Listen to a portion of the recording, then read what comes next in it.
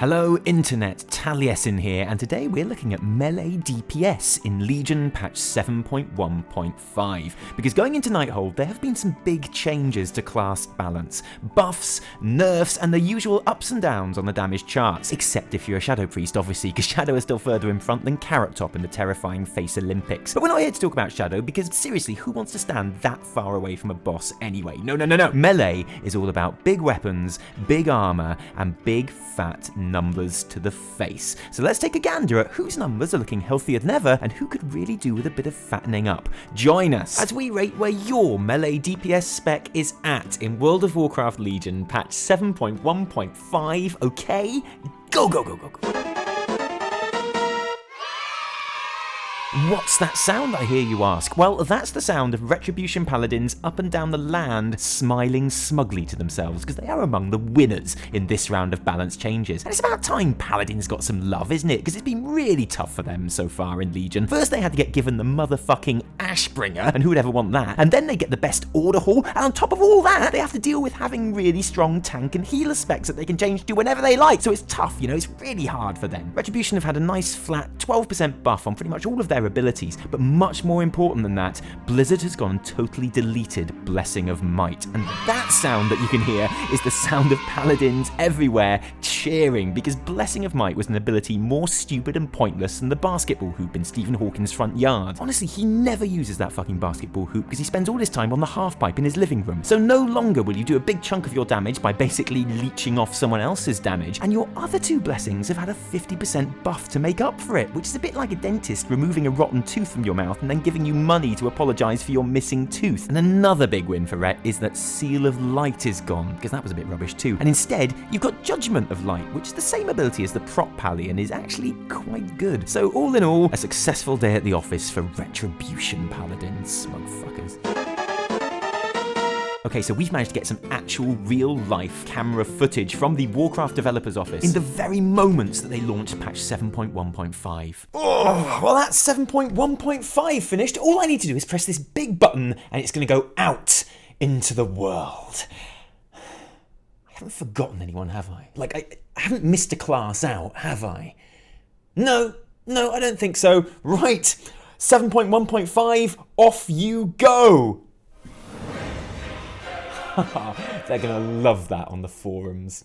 Well, another good day's work here at... Oh shit, Enhancement Shaman! Yes, Shaman received massive buffs in 7.1.5, but the bad news is it was Elemental Shaman getting all of those massive buffs. That's right, apparently it's not enough that Elemental already has the coolest looking spell effects in the game, but they want to be able to actually do DPS as well, which just seems greedy if you ask me, but there we go. And in all of the excitement of those Elemental changes, it did certainly seem that Enhancement kind of got a little bit forgotten. So much so that Blizzard jumped in with buffs to all of their abilities and a hotfix just days after the patch went live. But that was always the plan, okay? They didn't forget about you, Enhancement. They love you, Enhancement. They think about you all the time. And the biggest buff of all is still to Lava Lash, which on the face of it might seem a bit underwhelming because, you know, you don't really use Lava Lash all that much, do you? But wait! The Nighthold 4-piece set bonus means that you'll probably be using it quite a bit more because it will trigger Stormbringer, which actually is good, and this buff might well end up being more useful than you think it is right now. As such, it's kind of worth holding tight to see how those enhancement changes play out. There's been no real nerfs to enhancements, so it can only really get better, can't it? Who are we talking about again? Yeah, no, enhancement. Yeah, no, I hadn't forgotten. Like Mariah Carey's vocals, Havoc Demon Hunters are a bit of a machine at the moment. It kind of tells you everything that most Havoc players weren't even hoping for buffs in 7.1.5. They just wanted to get away without there being any nerfs, and they got their wish. For a couple of days before Blizzard realised what a fucking monster they created and quickly hotfixed in a baseline 2% nerf and all their abilities. But that shouldn't really affect Demon Hunters too much in the long run. They're still putting out really impressive damage in raids and Mythic Plus, and more importantly, that Metamorphosis nerf that we all thought was going to happen didn't happen.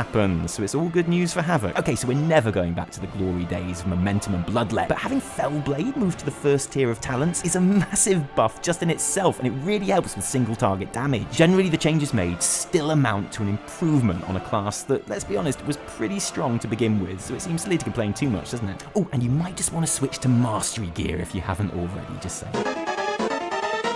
Monks came into 715 in pretty decent shape, and the good news is that they're not going to go all Val Kilmer on us because they are still in good shape. Most of Windwalker's changes are quality of life as opposed to any big buffs, but that's really good because Storm, Earth and Fire has been fixed. Oh, except this new bug. Just fucking attack the thing, okay? But generally, it is a lot better than it was, which is an absolute blessing, because until now, Storm, Earth and Fire felt less like I was splitting myself into 3 badass elemental warriors, and more like I was watching 2 drunk friends fighting over the last packet of Watsits. They were pretty useless is what I'm saying. And okay, so they're still not perfect, but they are a genuine talent choice now, and a lot more fun than Serenity, which is kind of boring. And as a result, Windwalker is looking like a pretty enticing prospect in 715, especially in Mythic Plus, where they really shine. It's all them punches, isn't it?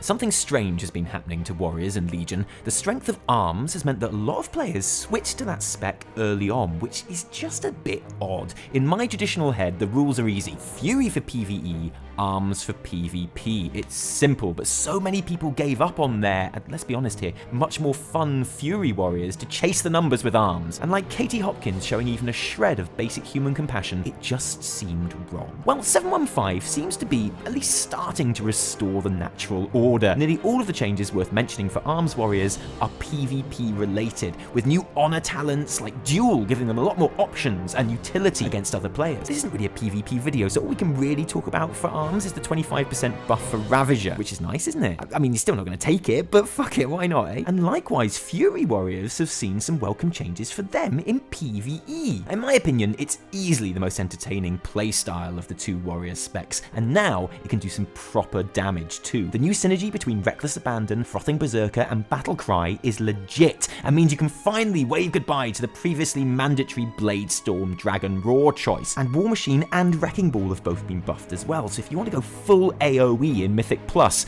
Fury is looking pretty tasty there as well. And even better, they're still shit in PvP, which is how we like it. Arms for PvP, Fury for PvE. Even the Death Wish buff won't stop specking Fury in an arena being a a death whip. An absolute shedload of PvP changes for feral druids, but not much to shout about for PvE content, which is a bit of a worry because they were never in the best shape to start with. Like Enhancement Shaman, they feel a bit passed over in 715, except whereas Enhancement got a ton of nice hotfixes to put things right, feral just didn't. A bold move by Blizz, because if there's one thing a cat knows how to do, it's hold a fucking grudge. Yeah, they might not do anything about it now or tomorrow, but rest assured, Blizz, they will not forget. They never do. Having said that, Main got a massive buff, so that might well help more than we think, but apart from that, it's business as rather uninspiring usual for cats. Death Knights are the definition of middle of the pack right now, and actually that's a really good place to be, especially when your class is as fun to play as both Frost and Unholy are in Legion. Honestly, running Mythic Plus as Unholy might even make Ben Affleck smile. Or not. Sorry, Ben, we'll leave you to it. Sorry. Death Knights have had modest buffs across the board, as well as a hefty 75% increase on Breath of Synagosa, which is about as modest as a macaque at a lingerie party. And don't forget, they are the only melee class in 715 who haven't received a single nerf, not a tiny little one. Well, Unholy Pet's ability's got a nerf, but wait, because they've also switched to shadow damage, which ignores armor. So if you've got over 67% mastery, which you do, then it's actually a buff, never doubt me again. Oh, and except Runic Corruption. Okay, fine, you can doubt me again. What I mean is nothing game-changing either way. They are competitive, especially in Mythic Plus, where they get through and take the piss speeds. They're great mechanically, and the 2 specs are close enough that they're essentially interchangeable. Most Death Knight players will be pretty happy for Blizz to keep their hands off this spec for the foreseeable future. Except maybe to fix that Runic Empowerment bug, which is making it proc less, even though it should be proccing more. Maybe just get your hands on that, maybe just that. But otherwise, hands off.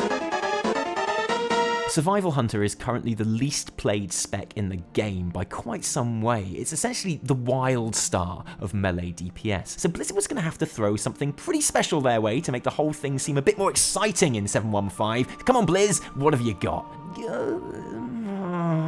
well, they tried. Lots of buffs on talents, but nowhere near enough for a class that has about as much chance of topping the charts as Richard Dawkins' new cover version of Jesus Loves Me. In fact, it was so bad that less than 48 hours later, Blizzard announced a hotfix with even more buffs to survival, which is a bit better, I guess. Even the uniqueness of survival is getting diluted at the moment, with traps returning to all hunter specs, even if survivals are getting an interesting new passive in Waylay, which increases the effectiveness of their traps if they're not triggered within 2 seconds. But this still feels like a spec which just isn't quite finished at the moment. I wouldn't be surprised to see another round of hotfixes coming a little bit into Nighthold if things don't improve. If you play survival already, this is an improvement. Things are getting better for you, but I can't see anyone switching to this spec anytime soon.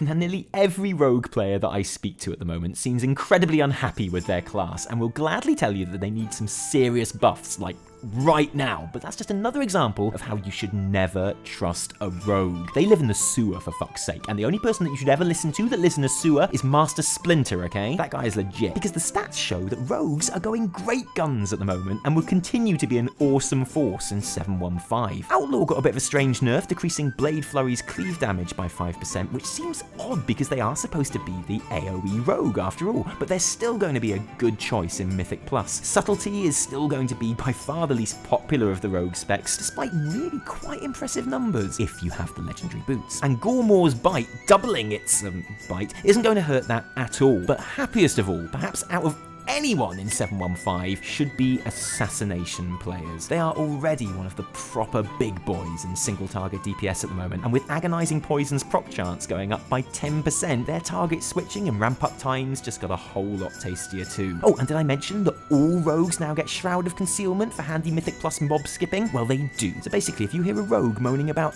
anything in 7.1.5, bite your tongue, think happy thoughts, and try not to vomit, okay? They can't help it, they live in the sewer, for fuck's sake. Thank you for joining us today, and an extra special big thank you to all of our patrons who help support this channel with their actual real life money. Thank you guys. Without you, these videos would be a lot rarer than they are. Yeah, they're awesome. Don't forget to join us on Twitter and Twitch and subscribe. If you subscribe, then I promise we'll make more videos. She promises. If you like the video, you can like it if you like. If you didn't like it, downvote the shit out of it. Remember, my name is Crucial. No, my name is Taliesin. And I'm Evitel. And until next time, cheerio.